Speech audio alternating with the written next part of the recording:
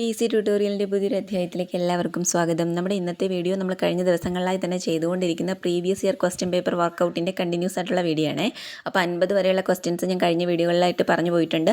ഇന്ന് 51 മുതലുള്ളൊരു 10 ക്വസ്റ്റ്യൻ ആണ്. മാത്സ് വിഭാഗത്തിൽപ്പെടുന്ന ക്വസ്റ്റ്യൻ ആണ്. അപ്പോൾ വീഡിയോയിലേക്ക് പോകുന്നതിന് മുമ്പ് ആദ്യമായിട്ട് ചാനൽ കാണുന്ന ആരെങ്കിലും ഉണ്ടെങ്കിൽ ഒന്ന് സബ്സ്ക്രൈബ് ചെയ്തിട്ട് കാണുക. വീഡിയോസൊക്കെ നിങ്ങൾക്ക് യൂസ്ഫുൾ ആയിട്ടുണ്ടെങ്കിൽ ലൈക്ക് ചെയ്യാനും ഷെയർ ചെയ്യാനും കമൻറ്റ് ചെയ്യാനും മറക്കരുത്. അപ്പോൾ നമുക്ക് നേരെ വീഡിയോയിലേക്ക് പോവാം. ആദ്യത്തെ question CBA FED IHG LKJ അടുത്ത പദം ഏതെന്നാണ് നമ്മൾ കണ്ടുപിടിക്കേണ്ടത്. ഓക്കെ, അപ്പോൾ ക്വസ്റ്റ്യൻ എങ്ങനെയാണ് കിടക്കുന്നത്? CBA FED IHG LKJ next പദം നമുക്ക് കണ്ടുപിടിക്കണം ഏതാണെന്നല്ലേ. ഇത് എത്തരത്തിലുള്ള ക്വസ്റ്റ്യൻ ആണ്? മാനസിക ശേഷി ചോദ്യങ്ങളാണ് അല്ലേ. നമ്മൾ നമ്മുടെ യുക്തിക്കും ബുദ്ധിക്കും അനുസരിച്ച് ആൻസർ ചെയ്യേണ്ട ക്വസ്റ്റ്യൻസ് ആണിത്. ആൻസർ വളരെ എളുപ്പത്തിൽ നമുക്ക് കിട്ടുന്നതുമാണ്. ഇവിടെ കൊടുത്തിരിക്കുന്ന ആ ഒരു ഫോർമാലിറ്റി എങ്ങനെയാണ് നോക്കുക. CBA FED IHG LKJ ഒന്നുകൂടെ നമുക്കൊന്ന് നോക്കാം അല്ലേ. ഏതെങ്കിലും രീതിയിൽ ഇത് മറിച്ചും തിരിച്ചുമാണോ ഈ ലെറ്റേഴ്സ് കൊടുത്തേക്കുന്നതെന്ന് നോക്കുക. ഇവിടെ നോക്കുകയാണെങ്കിൽ ABC DEF GHI JKL അങ്ങനെയാണെങ്കിൽ ഇവിടെ ഏതായിരിക്കും? MNO, അതായത് ONM എന്നാണ് നെക്സ്റ്റ് പദം. അപ്പോൾ ആൻസർ വരുന്നത് ഏതാണ്? ഓപ്ഷൻ A ONM ആണ് ശരിയായിട്ടുള്ളത്. അടുത്ത 52ാമത്തെ ക്വസ്റ്റ്യൻ, ഒരു വർഷത്തിൽ ഓഗസ്റ്റ് 24 ബുധനാണെങ്കിൽ ആ മാസത്തിൽ ആകെ എത്ര തിങ്കളാഴ്ചകൾ ഉണ്ട്? ആൻസർ ഓപ്ഷൻ C 5 ആണ്. ആൻസർ എങ്ങനെ കിട്ടിയെന്ന് നമുക്കൊന്ന് ഡിസ്കസ് ചെയ്യാം. അപ്പോൾ രണ്ടാമത്തെ ക്വസ്റ്റ്യൻ കണ്ടല്ലോ, കാലണ്ടർ ക്വസ്റ്റ്യൻ ആണ്. അപ്പോൾ ഈ ഒരു ക്വസ്റ്റ്യൻ നമുക്ക് എങ്ങനെയാണ് ആൻസർ ചെയ്യാൻ പറ്റുന്നത്?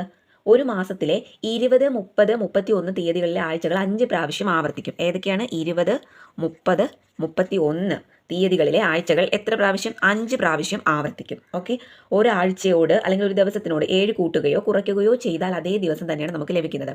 ഒരാഴ്ചയോട് 7 കൂട്ടുകയോ കുറയ്ക്കുകയോ ചെയ്താൽ ഏത് ആഴ്ച ഏത് ദിവസം തന്നെ അതേ ദിവസം തന്നെയാണ് ലഭിക്കുന്നത്. അപ്പോൾ ഇവിടെ ഓഗസ്റ്റ് 24 ബുധനാഴ്ചയാണെന്ന് കൊടുത്തിട്ടുണ്ട്. അപ്പോൾ നമ്മൾ ഈ ഓഗസ്റ്റ് 24ൻ്റെ കൂടെ +7 ഏതാണ് കിട്ടുന്നത്? 31 കിട്ടിയില്ലേ. അതായത് ഓഗസ്റ്റ് 31 എന്ന് പറയുന്നത് ഏതായിരിക്കും? ബുധനായിരിക്കും.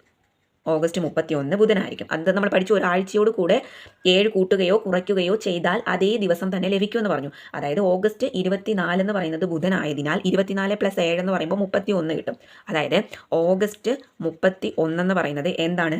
ബുധൻ. അങ്ങനെയാണെങ്കിൽ 30 ഏതായിരിക്കും? ഓഗസ്റ്റ് 30 ചൊവ്വയായിരിക്കും അല്ലേ. ഓഗസ്റ്റ് 30 ചൊവ്വ. ഓഗസ്റ്റ് 29 എന്ന് പറയുന്നത് തിങ്കൾ. ഓഗസ്റ്റ് 29 തിങ്കളായിരിക്കും. ആയതിനാൽ ആ മാസത്തിനോട് 5 തിങ്കളാഴ്ചകളാണ് ഉണ്ടായിരിക്കും. ഇവിടെ ഇവിടുത്തെ ക്വസ്റ്റ്യൻ ചോദിച്ചേക്കുന്നത് ഒരു വർഷത്തിൽ ഓഗസ്റ്റ് 24 ബുധനാണെങ്കിൽ ആ മാസത്തിൽ ആകെ എത്ര തിങ്കളാഴ്ചകൾ ഉണ്ടെന്നാണ് അല്ലേ. ആൻസർ വരുന്നത് ഓപ്ഷൻ C 5 ആണ് കറക്റ്റ് ആൻസർ. ഓക്കെ, നമ്മളിപ്പോൾ PYQ സെക്ഷൻ ആയതുകൊണ്ടാണ് ഇങ്ങനെ പെട്ടെന്ന് പറഞ്ഞു പോകുന്നത്. മനസ്സിലാകാത്തവർ ആരെങ്കിലും ഉണ്ടെങ്കിൽ ഒന്ന് കമൻറ്റ് ചെയ്യണം. ഞാൻ ഡീറ്റെയിൽഡ് ആയിട്ട് കലണ്ടർ ഭാഗത്തിലെ വീഡിയോ ചെയ്യാമേ. അടുത്ത 53ാമത്തെ ക്വസ്റ്റ്യൻ, 45 മീറ്റർ ഉയരമുള്ള ഒരു തൂണിൽ കയറാൻ ശ്രമിക്കുന്ന ഒരാൾ 1 മിനിറ്റിൽ 5 മീറ്റർ മുകളിലേക്ക് കയറുകയും 3 മീറ്റർ താഴോട്ട് ഇറങ്ങുകയും ചെയ്യുന്നു. എങ്കിൽ എത്രാമത്തെ മിനിറ്റിൽ അയാൾ മുകളിലെത്തും? ആൻസർ വരുന്നത് ഓപ്ഷൻ A 21 മിനിറ്റിലാണ്. എങ്ങനെ കിട്ടിയെന്നും കൂടെ ഒന്ന് നോക്കാം. ഓക്കെ, അടുത്ത ക്വസ്റ്റ്യനിൽ എന്താണ് പറയുന്നത്? 45 മീറ്റർ ഉയരമുള്ള ഒരു തൂണിൽ കയറാൻ ശ്രമിക്കുന്ന ഒരാൾ 1 മിനിറ്റിൽ 5 മീറ്റർ മുകളിലേക്ക് കയറുകയും 3 മീറ്റർ താഴോട്ട് ഇറങ്ങുകയാണ് ചെയ്യുന്നത്. എത്ര മീറ്ററാണ് തൂണിൻ്റെ ഉയരം? 45 മീറ്ററാണ് അല്ലേ. തൂണിൻ്റെ ടോട്ടൽ ഉയരം എന്ന് പറയുന്നത് 45 മീറ്റർ. 45 മീറ്റർ ഉയരമുള്ള ഒരു തൂണിൽ കയറാൻ ശ്രമിക്കുന്ന ഒരാൾ 1 മിനിറ്റിൽ എത്ര? 5. ഇവിടെ ഇതാണ് 5 മീറ്റർ എന്നേ. ഇത് മുതൽ ഇതുവരെ 5 മീറ്റർ. അങ്ങനെയാണെങ്കിൽ ഈ ബാക്കിയുള്ളത് എത്രയാണ്? 40 മീറ്ററാണ്.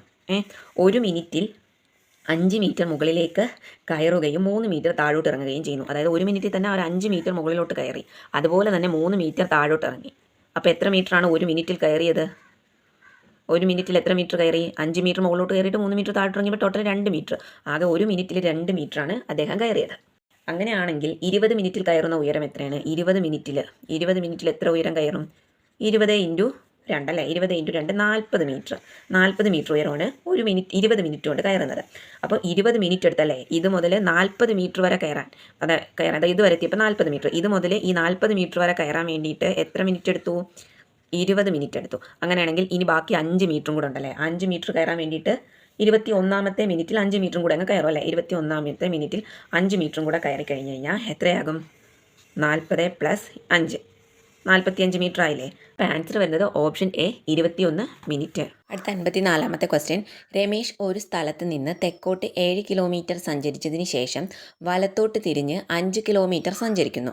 വീണ്ടും വലത്തുവശത്തേക്ക് തിരിഞ്ഞ് 7 കിലോമീറ്റർ സഞ്ചരിക്കുന്നു. അവിടെ നിന്നും ഇടത്തോട്ട് തിരിഞ്ഞ് 4 കിലോമീറ്റർ സഞ്ചരിക്കുന്നു. എന്നാൽ അയാൾ യാത്ര തിരിച്ചിടത്തു നിന്ന് ഏത് ദിശയിൽ എത്ര അകലത്തിലാണ് നിൽക്കുന്നത്? ആൻസർ വരുന്നത് ഓപ്ഷൻ ഡി 9 കിലോമീറ്റർ പടിഞ്ഞാറാണ്. അതെങ്ങനെ കിട്ടിയെന്ന് നമുക്കൊന്ന് ഡിസ്കസ് ചെയ്യാമേ. ഓക്കെ, ക്വസ്റ്റ്യൻ വളരെ എളുപ്പമുള്ളൊരു ക്വസ്റ്റ്യൻ ആണ്. നമുക്ക് ഈസി ആയിട്ട് പെട്ടെന്ന് തന്നെ ഒരു മാർക്ക് നേടിയെടുക്കാൻ പറ്റുന്ന ഒരു ക്വസ്റ്റ്യൻ ആണ്. ആദ്യം നമ്മൾ നമ്മുടെ ദിശ ഒന്ന് അടയാളപ്പെടുത്തി വെക്കുക. പലർക്കും ഇത് ഡൗട്ട് ആയിട്ടുള്ള ഒരു കേസാണ്. ഈ ഒരൊറ്റ സംഭവത്തിലൂടെയാണ് ഈ ഒരു കാര്യം തെറ്റിപ്പോകുന്നത്. അപ്പോൾ നമ്മൾ ഫസ്റ്റ് ഇതുപോലെ ഒരു ചിഹ്നം വരയ്ക്കുക, ഒരു പ്ലസ് ഐക്കൺ വരയ്ക്കുക. മുകളിൽ വടക്ക്, താഴെ തെക്ക്. ഈ സൈഡ് ഏതാണ്? പടിഞ്ഞാറ്. ഇത് കിഴക്ക്. നമ്മൾ ഇന്ത്യയുടെ ആ ഒരു ഭൂപടം ഉണ്ടല്ലോ, ആ ഒരു മാപ്പ് നമ്മൾ മനസ്സിലൊന്ന് ഓർത്താൽ മതി. ഇന്ത്യയുടെ മാപ്പ് ഒന്ന് മനസ്സിലോർത്താൽ മതി. വടക്കല്ലേ, മുകൾ ഭാഗത്തിന് നമ്മൾ വടക്കെന്ന് പറയും. താഴെ നമ്മുടെ കേരളത്തിൻ്റെ ആ ഒരു ഭാഗത്തിന് ഏതാണ്? തെക്ക് അല്ലേ.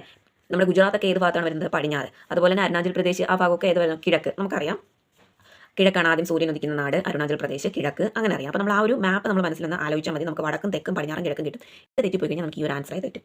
അപ്പോൾ ഫസ്റ്റ് നമ്മൾ ഇത് കറക്റ്റായിട്ട് ഒന്ന് നോട്ട് ചെയ്യുക. അത് കഴിഞ്ഞ് ക്വസ്റ്റ്യൻ വായിച്ചിട്ട് നമ്മൾ മാപ്പ് ഒന്ന് വരയ്ക്കാം. അതായത് ഇവിടെ പറയുന്നത് രമേശ് ഒരു സ്ഥലത്ത് നിന്ന് തെക്കോട്ട് 7 കിലോമീറ്റർ സഞ്ചരിച്ചതിന് ശേഷം, നമ്മുടെ ഇതാണ് രമേശ് സഞ്ചരിച്ച സ്ഥലം, സഞ്ചരിക്കാൻ തുടങ്ങുന്ന സ്റ്റാർട്ട് ചെയ്യുന്ന സ്ഥലം. ഈ ഒരു സ്ഥലത്ത് നിന്ന് 7 കിലോമീറ്റർ തെക്കോട്ടാണ്. തെക്കോട്ടെന്ന് പറയുമ്പോൾ താഴോട്ട് 7 കിലോമീറ്റർ തെക്കോട്ട് സഞ്ചരിച്ചു. സഞ്ചരിച്ചതിന് ശേഷം വലത്തോട്ട് തിരിഞ്ഞ്, ഇദ്ദേഹം ഇവിടെ നിന്ന് ഇങ്ങോട്ട് സഞ്ചരിക്കുമ്പോൾ ഇദ്ദേഹത്തിൻ്റെ വലത് ഭാഗം ഏതായിരിക്കും? ഈ ഭാഗമായിരിക്കും അല്ലേ. വലത്തോട്ട് തിരിഞ്ഞ് എത്ര? 5 കിലോമീറ്റർ സഞ്ചരിക്കുന്നു. 5, അതായത് ഇവിടെ 7 കിലോമീറ്റർ, ഇവിടെ നിന്ന് 5 കിലോമീറ്റർ സഞ്ചരിച്ചു. അപ്പോൾ ഇവിടെ വരെ എത്തി നിൽക്കുകയാണ് 5 കിലോമീറ്റർ. 5 കിലോമീറ്റർ സഞ്ചരിച്ചതിന് ശേഷം വീണ്ടും ഏതാണ്? വലതുവശത്ത് തിരിഞ്ഞ്, വീണ്ടും ഇദ്ദേഹത്തിൻ്റെ വലതുവശം എന്ന് പറയുമ്പോൾ ഇങ്ങോട്ടാണല്ലേ. വലതുവശത്ത് തിരിഞ്ഞ് എത്ര? 7 കിലോമീറ്റർ സഞ്ചരിക്കുന്നു. വീണ്ടും ഇത് 7 കിലോമീറ്റർ. 7 കിലോമീറ്റർ എന്ന് പറയുമ്പോൾ കറക്റ്റ് ഇത് ഇയാൾ നിന്ന സ്റ്റാർട്ട് ചെയ്തിട്ടുള്ള ആ പോയിന്റിൻ്റെ കറക്റ്റായിട്ട് നേർക്ക് വരത്തില്ലേ? 7 കിലോമീറ്റർ. ആ 7 കിലോമീറ്റർ വീണ്ടും സഞ്ചരിച്ച് അവിടെ വന്ന് നിൽക്കുകയാണ്. അവിടെ നിന്നും ഇടത്തോട്ട് തിരിഞ്ഞ് 4 കിലോമീറ്റർ സഞ്ചരിക്കുന്നു. ഇവിടെ നിന്ന് ഇദ്ദേഹം ഇപ്പോൾ ഇങ്ങോട്ട് നോക്കിയാൽ നിൽക്കുന്നത്. അപ്പോൾ ഇടത്തെന്ന് പറയുമ്പോൾ ഈ സൈഡാണ്. ഇവിടെ നിന്ന് 4 കിലോമീറ്റർ സഞ്ചരിച്ചു. വെറും 4 കിലോമീറ്റർ ആണ്. 4 കിലോമീറ്റർ സഞ്ചരിച്ചത് ഈ ഒരു പോയിന്റിൽ ഇപ്പോൾ വന്ന് നിൽക്കുകയാണ് ഇദ്ദേഹം. അങ്ങനെയാണെങ്കിൽ ഏത് ദിശയിൽ എത്ര അകലത്തിലാണ് നിൽക്കുന്നതാണ്? അയാൾ യാത്ര തിരിച്ചിടത്ത് നിന്നും ഏത് ദിശയിൽ എത്ര അകലത്തിൽ നിന്നാണ് നിൽക്കുന്നത്? നമുക്ക് ദിശ അറിയാം. ഇദ്ദേഹം യാത്ര തിരിച്ച് സ്റ്റാർട്ട് ചെയ്ത പോയിന്റ് ഇതാണ്. ഈ പോയിന്റിൽ നോക്കുമ്പോൾ ഇങ്ങോട്ട് ദിശ ഏതാണ് വരുന്നത്? പടിഞ്ഞാറാണല്ലേ വരുന്നത്. പടിഞ്ഞാറ് കിട്ടി. അപ്പോൾ ദിശ കിട്ടി പടിഞ്ഞാറ്. ഇനി നമുക്ക് നോക്കാം നിന്ന സ്ഥലത്തിന് എത്ര കിലോമീറ്റർ ആണ് ദൂരം എന്ന് നോക്കാം. നിന്ന സ്ഥലത്തിന് ഇതുവരെ എത്രയായിരിക്കും? 5 കിലോമീറ്റർ ആയിരിക്കും അല്ലേ. ഇവിടെ കൊടുത്തിട്ടുണ്ട്. ഇതുവരെയുള്ള ദൂരം 5 കിലോമീറ്റർ. പിന്നെ ഇതുവരെ എത്തുമ്പോൾ 5 കിലോമീറ്റർ ആയി. പിന്നെ ഒരു 4 കിലോമീറ്റർ കൂടെ ഉണ്ടല്ലോ ഇവിടെയല്ലേ നിൽക്കുന്നത്. അപ്പോൾ 5 + 4 എത്രയാണ്? 5 + 4 9. അപ്പോൾ ഏതാണ് ആൻസർ വരുന്നത്? 9 കിലോമീറ്റർ പടിഞ്ഞാറ്. 9 കിലോമീറ്റർ പടിഞ്ഞാറാണ് ഇപ്പോൾ ഇദ്ദേഹം നിൽക്കുന്നത്. അടുത്ത 55ാമത്തെ ക്വസ്റ്റ്യൻ. ക്ലോക്കിലെ സമയം 12:45 ആണ്. ഒരു കണ്ണാടിയിൽ അതിൻ്റെ പ്രതിബിംബം കാണിക്കുന്ന സമയം എത്ര എന്നാണ് ചോദിച്ചിട്ടുള്ളത്. ആൻസർ ഓപ്ഷൻ ബി 11:15 ആണ്. എങ്ങനെ കിട്ടിയെന്ന് നോക്കാം. അടുത്ത് നോക്കിക്കുക, ഒരു ക്ലോക്കിൻ്റെ ക്വസ്റ്റ്യൻ ആണ്. ക്ലോക്കിൻ്റെ ക്വസ്റ്റ്യൻ നമ്മൾ നേരത്തെ പറഞ്ഞു പോയിട്ടുള്ളതാണ്. നമുക്ക് പ്രതിബിംബത്തിലെ സമയം 11-ൽ താഴെയാണെങ്കിൽ യഥാർത്ഥ സമയം കണ്ടെത്തുന്നതിന് 11:60 നിന്ന് തന്നിരിക്കുന്ന സമയം കുറയ്ക്കണം അല്ലേ. പ്രതിബിംബത്തിലെ സമയം 11-ൽ കൂടുതലാണെങ്കിൽ യഥാർത്ഥ സമയം കണ്ടെത്തുന്നതിന് 23:60 നിന്ന് തന്നിരിക്കുന്ന സമയം കുറയ്ക്കണമെന്ന് പറഞ്ഞല്ലേ നമ്മളന്ന്. അത് മാത്രമല്ല, അല്ലെങ്കിൽ ഇങ്ങനെയും ചെയ്താൽ മതി. അതായത് 11 മുതൽ 1 മണി വരെ, 11 മുതൽ 1 മണി വരെ ഏത് സമയം തന്നാലും അത് നമ്മൾ എങ്ങനെയാണ് കണ്ടുപിടിക്കേണ്ടത്? 23:60 നിന്നാണ് കുറയ്ക്കേണ്ടത്. 23:60. ഇനി ബാക്കി ഏത് സമയമാണെങ്കിലും ഇതിന് 11 to 1 അല്ലാണ്ട് വേറെ ഏത് സമയം തന്നാലും നമ്മൾ ഏതാണ്? 11:60 നിന്നാണ് നമ്മൾ കുറയ്ക്കേണ്ടത്. 11:60. അപ്പോൾ 11 to 1 മണി, 11-നും 1 മണിക്കും ഇടയിലുള്ള ഏത് സമയം തന്നാലും 23:60 നിന്നും കുറയ്ക്കുക. ബാക്കി ഏത് സമയം തന്നാലും 11:60 നിന്നും കുറയ്ക്കുക. ക്ലോക്കിലെ സമയം 12:45 ആണെന്നാണ് തന്നിരിക്കുന്നത്. ക്ലോക്കിലെ സമയം 12:45 ആണെന്നാണ് പറഞ്ഞേക്കുന്നത്. അപ്പോൾ 12:45 എന്ന് പറയുമ്പോൾ 11-നും 1-നും ഇടയിലല്ലേ വരുന്നത്. 12:45 ആയതുകൊണ്ട് യഥാർത്ഥ സമയം കണ്ടുപിടിക്കുക. 23:60 - 12:45. 11:15 എന്ന് ആൻസർ കിട്ടി. അപ്പോൾ നമ്മുടെ ആൻസർ എന്താണ് ഓപ്ഷനിലെ? ഓപ്ഷൻ സി 11:15 ആണ് ആൻസർ. അടുത്ത 56ാമത്തെ ക്വസ്റ്റ്യൻ. 51 + 52 + 53 + എക്സെട്ര + 100 എത്രയാണെന്നാണ് ചോദിച്ചേക്കുന്നത്. ഇവിടെ ആൻസർ വരുന്നത് ഓപ്ഷൻ സി 3775 ആണ്. ഇനി ഇതെങ്ങനെ കിട്ടിയെന്നൊന്ന് നോക്കാവേ. ഓക്കെ, അടുത്ത ക്വസ്റ്റ്യൻ നോക്കിയാൽ 51 + 52 + 53 + എക്സെട്ര + 100 എത്രയാണെന്നാണ് ചോദിച്ചേക്കുന്നത്. ഇവിടെ എന്താണ് ചോദിച്ചേക്കുന്നത്? തുടർച്ചയായ n പദങ്ങളുടെ തുക. തുടർച്ചയായ പദങ്ങളുടെ തുകയാണല്ലോ ചോദിച്ചേക്കുന്നത്. തുടർച്ചയായ പദങ്ങളുടെ തുക എങ്ങനെയാണ് കണ്ടുപിടിക്കുന്നത്? അത് ഇക്വേഷൻ എന്താണ്? n/2 × ആദ്യ പദം പ്ലസ് അവസാന പദം. ആദ്യ പദം പ്ലസ് അവസാന പദം. ഓക്കെ, n/2 × ആദ്യ പദം പ്ലസ് അവസാന പദമാണ്. ഇവിടെ നമുക്ക് ആദ്യ പദം എത്രയാണെന്നാണ് തന്നിട്ടുള്ളത്? ആദ്യ പദം 51. ഓക്കെ, അവസാന പദം എത്രയാണ് തന്നിട്ടുള്ളത്? അവസാന പദം 100. അവസാന പദം എത്രയാണ്? 100 വരെയുള്ളതല്ലേ നമുക്ക് കണ്ടുപിടിക്കേണ്ടത്. 51 മുതൽ 100 വരെയുള്ള പദങ്ങളുടെ പദങ്ങളുടെ തുകയാണ് കണ്ടുപിടിക്കേണ്ടത് അല്ലേ. അവസാന പദം 100. ഇനി ഈ എണ്ണം എത്രയാണ്? എന്ന് പറഞ്ഞാൽ പദങ്ങളുടെ എണ്ണമാണ്. എത്രയാണ്? 51 മുതൽ 100 വരെ എത്ര പദങ്ങളാണുള്ളത്? 50 പദങ്ങളാണുള്ളത് അല്ലേ. നമുക്ക് ഇക്വേഷൻ കൊടുക്കേണ്ട എല്ലാ കാര്യങ്ങളും കിട്ടി. ആദ്യ പദം 51 കിട്ടി, അവസാന പദം 100 കിട്ടി. അപ്പോൾ നമുക്ക് ഇക്വേഷനുള്ള എല്ലാ കാര്യങ്ങളും കിട്ടുമ്പോൾ നമുക്ക് അതങ്ങ് ഇക്വേഷൻ ആ വാല്യൂ കൊടുക്കാം അല്ലേ. 50/2 ഇൻറ്റു ആദ്യ പദം 51 + 100.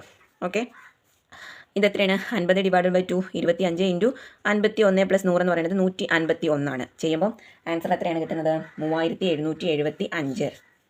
അടുത്ത 57ാമത്തെ ക്വസ്റ്റ്യൻ. 36 കുട്ടികളുടെയും ഒരു അധ്യാപകൻ്റെയും കൂടി ശരാശരി വയസ്സ് 15 ഇതിൽ നിന്നും അധ്യാപകൻ്റെ വയസ്സ് ഒഴിവാക്കിയപ്പോൾ ശരാശരി 1 കുറയുന്നു. അധ്യാപകൻ്റെ വയസ്സ് എത്രയാണെന്നാണ് ചോദിച്ചിട്ടുള്ളത്.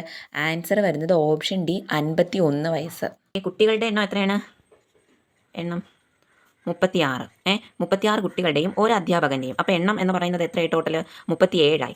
ശരാശരി വയസ്സെന്ന് പറയുന്നത് 15 അല്ലേ. അപ്പോൾ ശരാശരി കിട്ടിയ എത്ര? 15.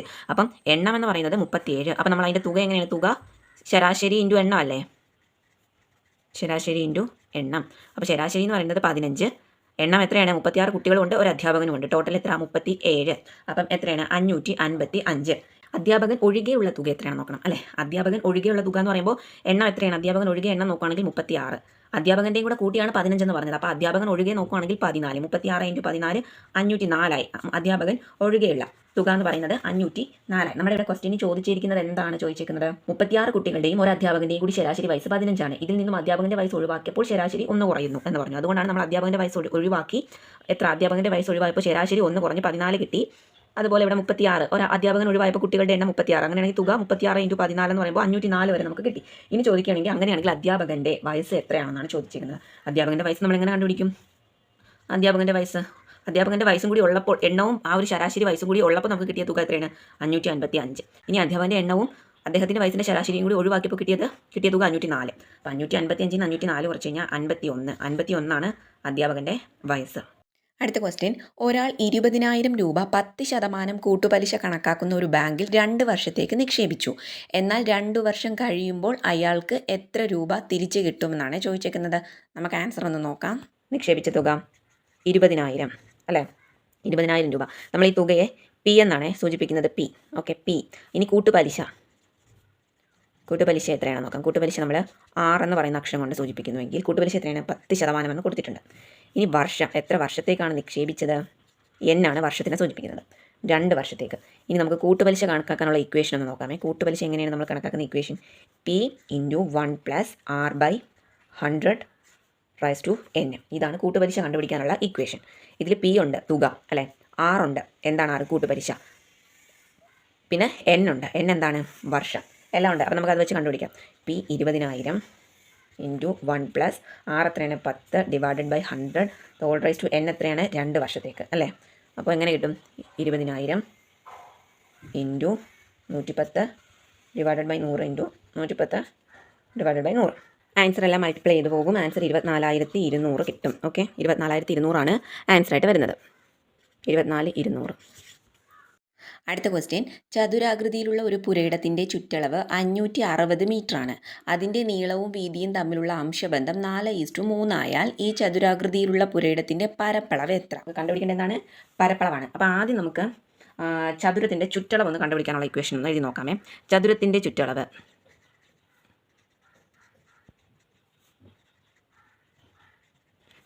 ചുറ്റളവ് കണ്ടുപിടിക്കുന്നത് എങ്ങനെയാണ്? 2 × L + B അല്ലേ.